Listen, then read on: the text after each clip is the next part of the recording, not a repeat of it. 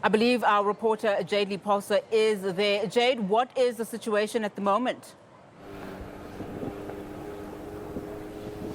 Well, Anati, is still pretty volatile here on the ground. When we arrived earlier ago, we stopped at the police station and we spoke to the police officers, asking them what exactly has happened here in Mistake Farm and what was particularly going on. We were told that there is no voting happening and that if the SABC wanted to go into this particular area, we should have to do so on our own accord. We won't have a police escort into this particular area because it's very volatile. So we took a leisurely drive out here because we wanted to speak to the community and find out from them what exactly is happening. When we arrived here, there was rubble that was being burnt. We saw the police, also a standoff between the community and the police, and it's all related to a ward councillor that the community do not want. Now, I do have community members here with me. Some do not want to be recognized on television, so I'm going to bring in Mr. Anonymous just to talk to us about what exactly is taking place. Thank you so much for talking to us.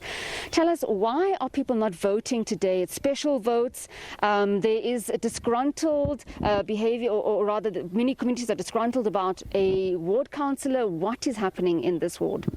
Our main problem as a community is Mr. L.R. Dlamini, who is our ward councillor. It does not provide essential professional services to the community.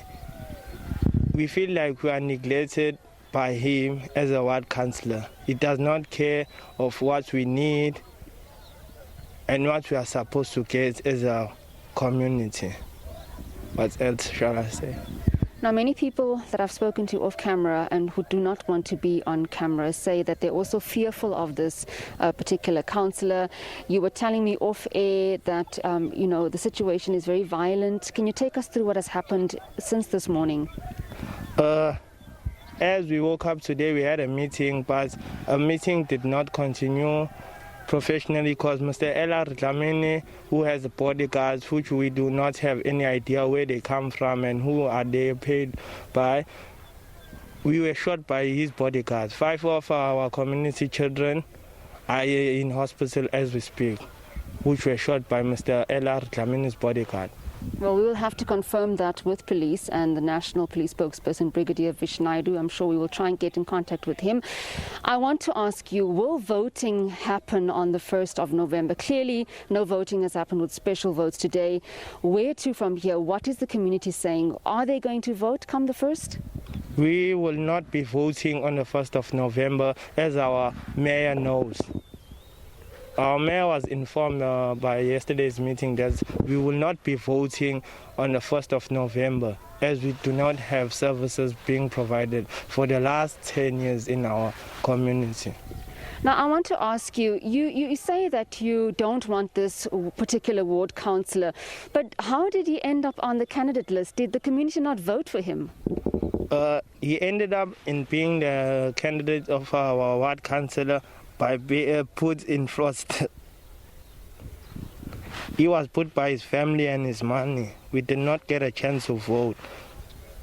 Okay, thank you so much for talking to us on SABC News. We'll try and confirm those allegations with Brigadier Vishnaidu. We do have reports coming out that 2 people have been shot. When we spoke to the police officer when we just arrived here, we were also told that there was a police officer who was also shot in the arm. Several cars were stoned trying to get down to this particular road, Unati. So we're going to try and clarify those allegations and find out if there's any truth to what Anonymous has said, but clearly very upset about this particular ward councillor candidate here in the area, saying that they did not vote for him.